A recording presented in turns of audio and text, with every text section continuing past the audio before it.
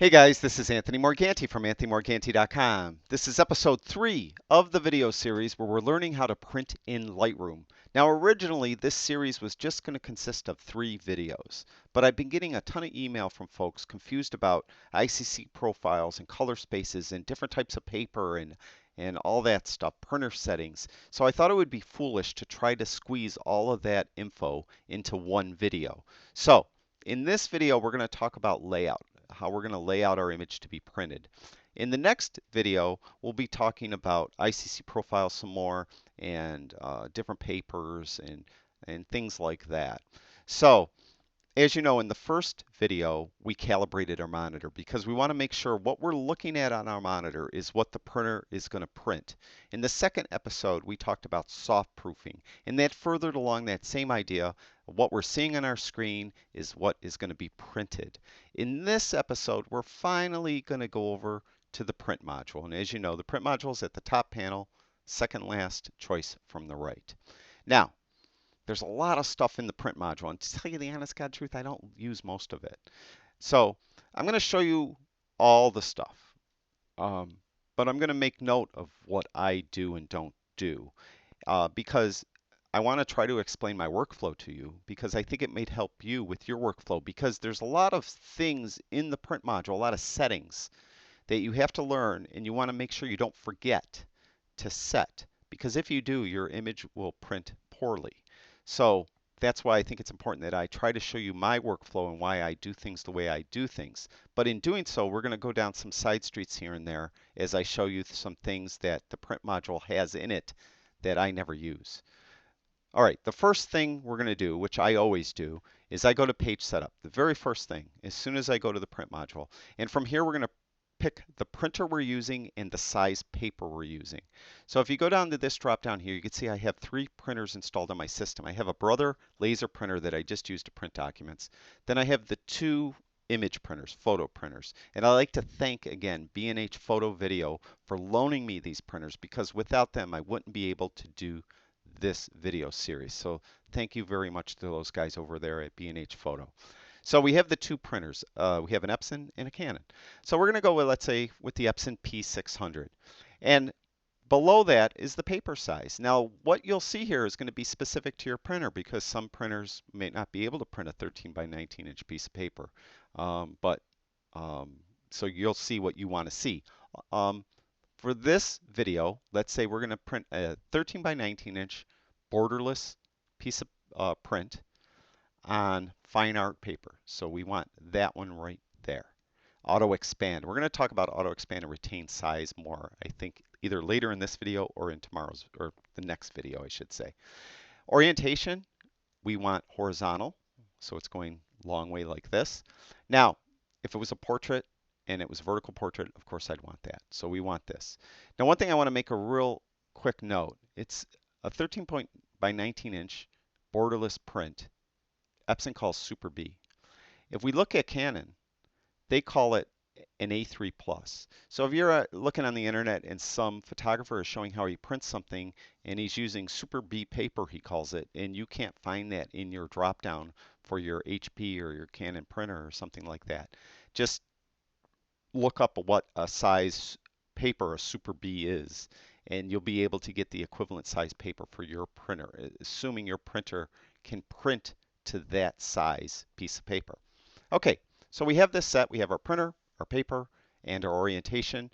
I never change scale, always at 100%. I don't see any reason why I have to scale in or out. So right there's fine, click OK. So I have that set up. The next thing I always do is I go to print settings. Now I do this again right before I print, but I do it here also.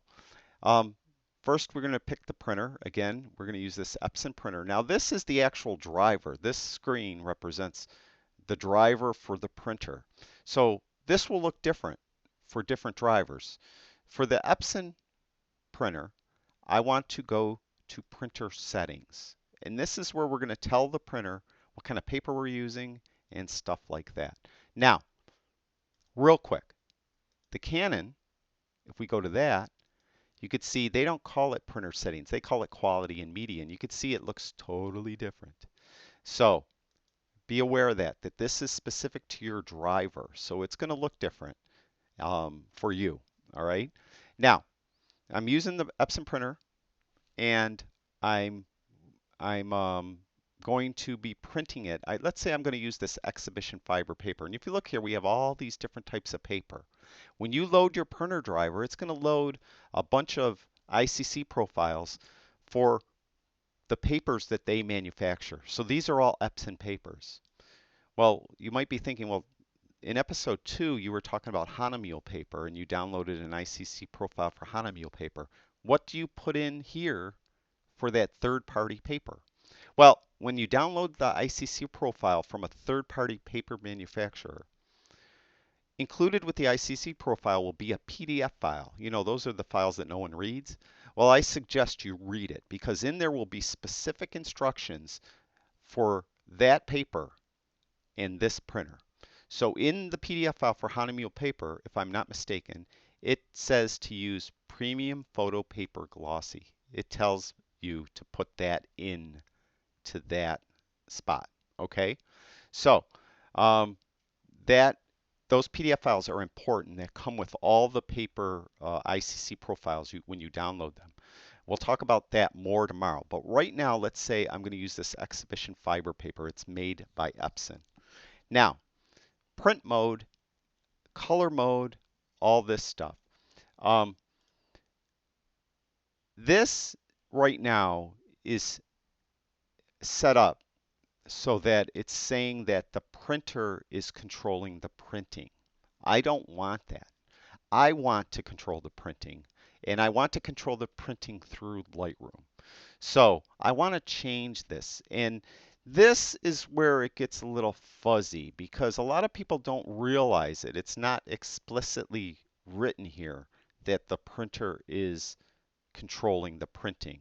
So what we got to do is we got to go to color matching, and we have Epson color controls and color sync right here. So go to color sync, and it's using the exhibition fiber paper. Okay. Then when we go back to printer settings, you could see how these are grayed out. And then if you go to advanced color settings, you could see printer color management features have been disabled as color is managed by either your application or the operating system. See? So I basically turned off the controls from the printer. I don't want the printer dictating how it's going to print this image. I want to dictate to the printer how it's going to print this image. So this is different for every driver. I wish this was easy. I wish that I could show you this, and for those of you that have HP printers, you could go in and go to the exact setting I just did and do it. You're going to have to look through the documentation of your printer to figure out how to do it. And um, so, you know, like it took me a while to figure out how to do it for the Epson. It's different for the Canon. So you know, I don't know how else to word it except to say that you want to make sure that you're controlling the printing. Okay, so we're using this exhibition fiber paper. Now, output resolution. If I was using that Hanemule paper, not only would it tell me what to put in here, but it's going to tell me what to put in here. For these Epson papers, it automatically will switch this to the recommended setting. Okay, so as you can see, I'm going to go back to my exhibition fiber paper, and it went to superfine. So this, if I'm using Epson paper with the Epson printer, this will get set automatically. It's probably like that with a lot of the other manufacturers too. You just have to double check. Again, if you're using a third-party paper, Red River, Hanemule, something like that, then in the PDF file, it's going to have that setting that you have to put in there. Now, most of you might think, or many people might think that, well, just use Super Photo. It's better. Well, not really. The printer's not going to print it any better. If anything, it's going to probably take a lot longer to print, and it's not going to look better. It might even look worse. A lot of times, these high DPI settings are for line art and things like that. They're not really for images. So make sure you use what your paper recommends, all right, or what is automatically set when you set the paper in this case. All right, we're going to use high speed, low speed. just mean usually at high speed the printer's going to be louder. It's just going to make a lot more noise. It usually doesn't, almost never that I know of, makes the print any worse. So if you're in an apartment or something and your printer's a little too loud, turn that off and it will be a little bit quieter. Mirror image, there's no need to mirror the image that I can see. So those are the settings that I'm going to use for my printer driver for my Epson P600 printer. Now, again, I can't stress enough, this is going to be different for you, and you're going to have to fight your way through it and do some test prints until you come out with the best print possible. So we're going to click Save. All right, so those things I always do. I do page setup first, print settings second. Now the next things I never do. Normally I just print one image. I just print my one image and I'm done. And so, I'm out. But with the print module of Lightroom, you could also do all these different packages. So I'm going to briefly go over that the best I can. Right now, as you can see in Layout Style, we're at Single Image Contact Sheet. Let's say we're going to do a picture package. So we click that. We get this blank palette. And you can see automatically we shift it up and we're at Cells, Add to Package. And you can see there's 6 different cell settings here. Let's say I want to click an 8x10. Now you can see I'm highlighted down here in the film strip to this first image, okay, just so you can see that. So I'm going to click an 8x10, and there it is there. And I'm going to click a 5x7 and a 4x6 and 2 wallets, okay? Let's just click in some wallets. So we're going to fill this up with wallets. Now, when I go too many, it's going to add a second sheet of paper. That's what I wanted to show you. So let's just get rid of that. So we have this one image on this 13-inch by 19-inch piece of paper. It's going to print an 8x10, a 5x7, a 4x6, and about a bazillion wallets. All right, and then you could print that, you could cut them, and you're good to go. Now, that's, again, for the picture package. Let's clear this, all right? Let's go up to Custom Package. Now let's do that same thing again. We're going to do an 8x10, 2 5x7s, or no, 5x7, 4x6, and let's do some wallets. All right, let's just do that many. But now you can see instead of putting an image in there, it just put boxes in there. Well, what you could do now is you could drag your images into the boxes. Now you're going to see, though, that the boxes they put in aren't sized properly. So we have overlap now. So we have to move stuff around to make sure that we're not overlapping. And then we're going to have to resize our image, which is going to make the sizes off. So what I would suggest you do, let's clear the layout. What I would suggest you do is I would say you're going to do an 8x10. Take your 8x10 right away and put it in there. Then you're going to do a 5x7 and take your 5x7 and put it in there and then move it to where it's not overlapping anymore. If possible. That's not possible. It's still overlapping a little bit. All right. So get rid of it. We could right click on it, delete cell. So we don't want that 5x7. We're going to do a 4x6 instead. So we're going to take this image and put it in there. This is what I would recommend you do. Then do it image by image like this. Then a 3x7, which is kind of a silly size. I'll put Archie in there. But you can see he kind of resized to himself, the right way. And we'll do another 4x6 over here, and we'll put the green heron over there. So this is how you could put different images in a layout. And that is by using the custom package, okay? So let's clear the layout now.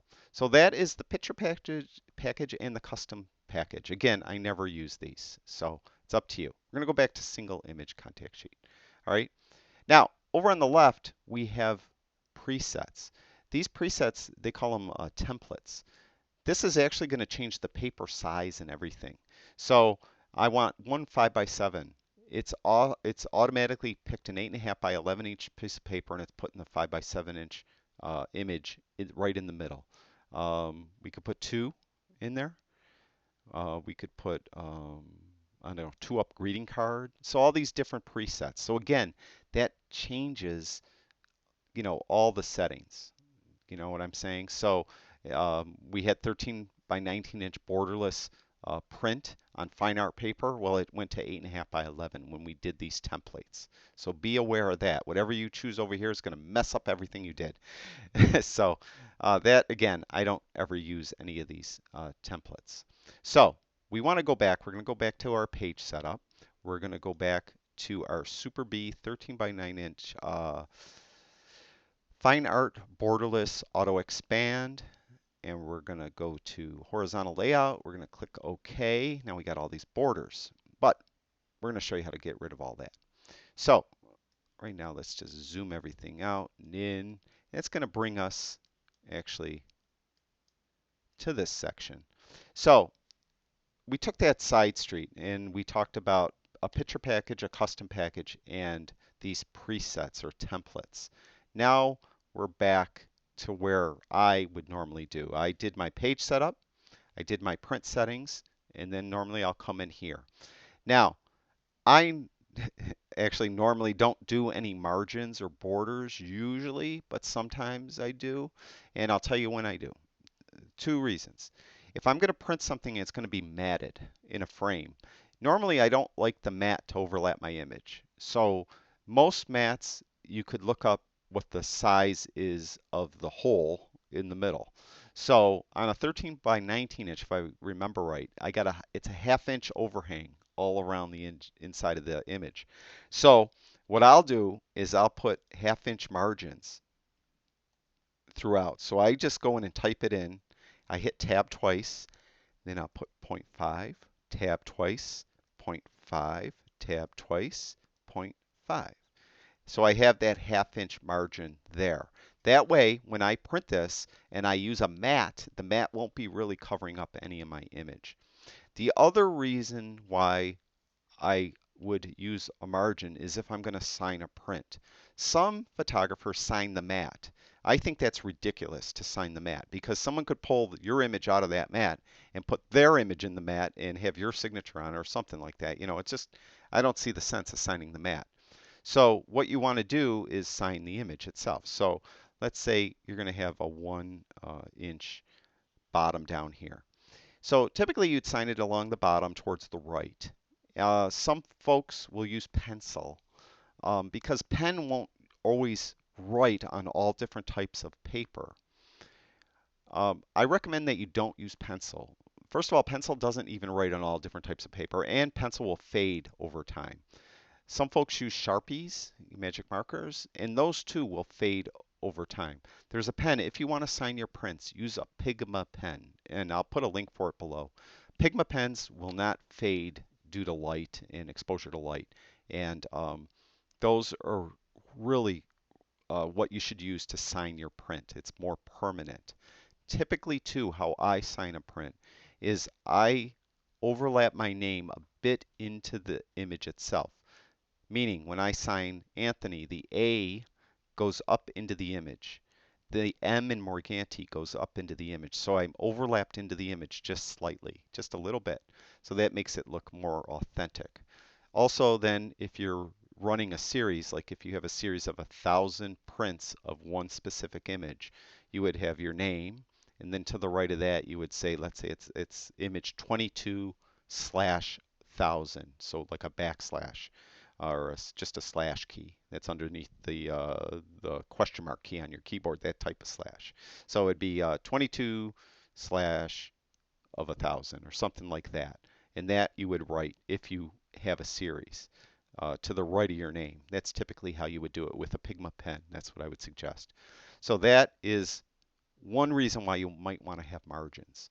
When you do the margins too, there's cell size where you could, if your image, now my image happens to fit perfectly, but some images might not fit in the into the size that you have designated with the margins.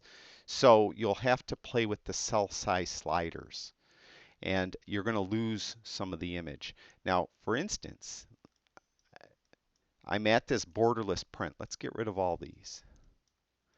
Okay, and you're going to see that, see how I'm losing some on either end because it's the 13 by 19 inch piece of paper isn't the exact dimensions as the sensor of the camera that I took the picture with. So when I move the height in, you're going to see that there's some of the image on the left and right that disappears as I go. See what I mean? So that is to get to, in order to achieve this borderless print, I'm going to lose a little bit of my image. Now, I'm only losing a tiny, tiny bit. On some images, let's say you're doing an 8 by 10, you'd probably lose a lot more. And then what you could do is you could drag the image. You could see how I could drag it? You could drag it. So let's say you had a group picture, you're making an 8 by 10, and you have a lot of people cut out. Um, well, for the sake of argument, let's just go to 8 by 10 inch like that, okay? Then you could drag the image around. So you have a group image and somebody's getting cut out over here. You could move it over to center it. Now that's, some people like to crop an image ahead of time before they go into the print module. I don't see why there's any sense to do that, because you could drag the image around here and it will only print what is showing. So I don't think there's any sense in cropping. I know a lot of photographers that demonstrate how to print in Lightroom, and they'll crop their image. They're going to make an 8 by 10, they'll crop it to 8 by 10. I say don't do it. Just come over here and then drag your image around to fit exactly the way you want it to fit. Now again, I want to use my Super B 13 by 19, find out borderless auto expand. All right. Now, real quick, the auto expand on, this is probably an Epson thing. There's auto expand and there's retain size. If I do retain size, what you'll see is as I go out here, um, when this actually prints, it's a 19.4 by 13.34 inch. There actually will be overspray because the paper is only 19 inches by 13 inches. So you're losing that part anyway.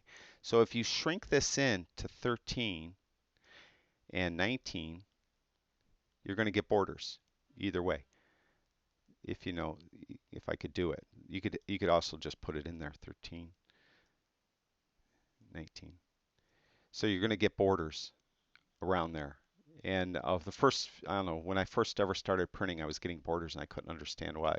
And when I was printing a quote, borderless print, I was getting borders. Well, that's why. So I found that with this Epson printer to use auto expand. A lot of people don't like to use auto expand because they think the printer like does weird things in the edges. I haven't found that. It does great. So again, you'll have to experiment and do some test prints. So right now, this is printing perfectly on my 13 by 19 inch paper. Now, the other reason why you might want to use margins is if you're going to use an identity plate or maybe even a watermark. Now let me show you that. Let's put in margins again. Let's do, um, excuse me, point 0.5, point 0.5, point 0.5, oops, and 2. Okay, so now we're going to resize the image to my liking, drag it around like right about there. Okay, so I have this image. I have this big chunk down here. Now, the thing is, we might want to use an identity plate, and it's under page here. And first of all, we could change this background color. So the border here, we could change to a different shade. We'll click there, and you could change the shade. Now, of course, your printer is going to lay down ink for all these shades. So you might not want to do that. Typically, I don't recommend you do that because you have a chance of that contaminating the actual picture itself. So I just leave that white. So we don't use that. Now the identity plate, it's basically your name. And I think Moose Peterson, very famous photographer, I think he does something like this. This is why I'm showing you this. This is something you might want to do. What we're going to do here is we don't want to rotate it, no rotation. And this, you could have just your name here. So you could go down with scale, you can make it bigger like this, or you could just grab these little handles and make it bigger also, and center it, and then we could override the color by clicking there, and click different shades of gray, or go into the color spectrum more and pick actual, colors, um, you know, outside of gray, shades of gray or whatever. So that's if you so choose to do something like that. Now, what I think Mr. Peterson does, if I'm not mistaken, um, is he does something a little more. Now, if you look at the identity plate here, you'll see there's a little down facing triangle. If we click that, I have something I call presentation series. So I call it Anthony Morganti presentation series. I think he calls his gallery series actually. Moose Peterson, that is. But you could do something like this. So you could make kind of a poster um, setting so that this could be hung up like as a poster, not with a frame or anything like that. And it would be, Anthony Morganti presentations here. Maybe you want to sign it also. So that's an identity plate. Now, render behind image, I never really understood that because you can't see it if it's behind the image.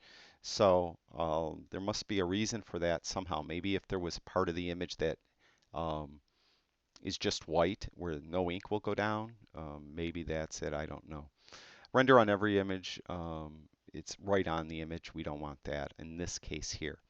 So that's an identity plate. That's something you might want to be doing. Uh, Not sure, but it's interesting. Maybe something you could, you know, hang up, in a coffee shop or something like that to help get your name out. That would be maybe a reason for that. So there's identity plate. The other thing is a watermark. If you just want to put a watermark on your image, and this uses the same watermark dialog that is in Lightroom that you could do in, the develop module and whatnot. So you have the watermark here. Um, if you go down to edit watermarks, it brings up this same watermark editor that is in Lightroom. So you could edit your watermarks and you could change like where this watermark is located, like the lower right instead. And call it untitled preset. And there it is on the right. So if you want it there. And again, you could create, edit your watermarks. You could create new ones. I'm going to delete untitled preset because I don't like it. Okay, and then we're going to click cancel, and we're going to go back to our Creative Edge photography watermark. That's my old photography business I used to have years ago. It was called Creative Edge Photography. So there, we could use a watermark if you so choose. Now, in my case, I don't ever use that either. If you want to print a page number and stuff like that on there, page number on your image, page info, crop marks, all this stuff will be printed along the bottom if you want it printed. Again, I don't see much reason for that.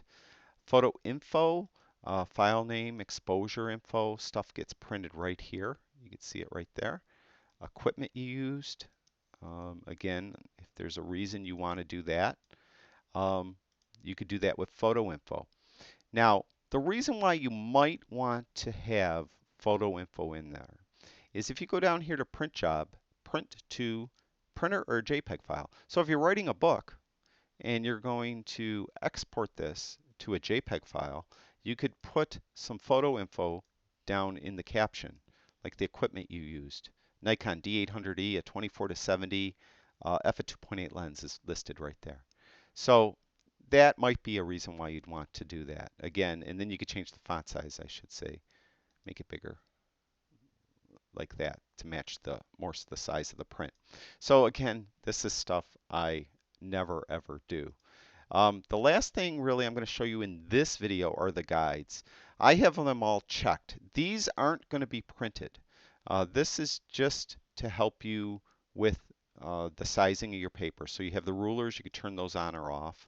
The page bleed is the overhang on the edge that the printer will bleed. Margins and gutters, you can see how those get drawn on there. Those will not be printed. These lines will not be printed.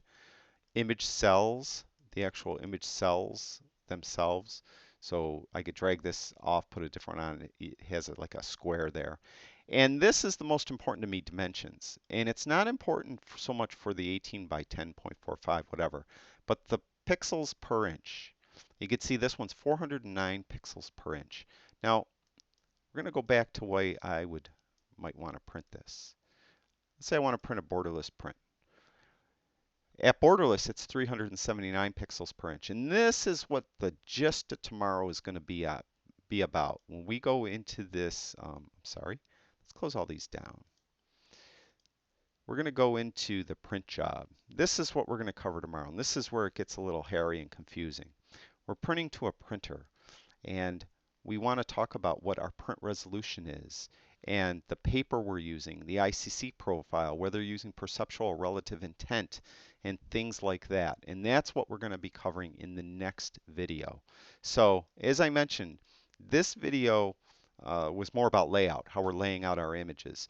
And um, unfortunately, and I apologize, I really don't use a lot of the functions in the print module for the layouts. I don't use picture packages and custom packages. So I hope what I showed you helps you to use them.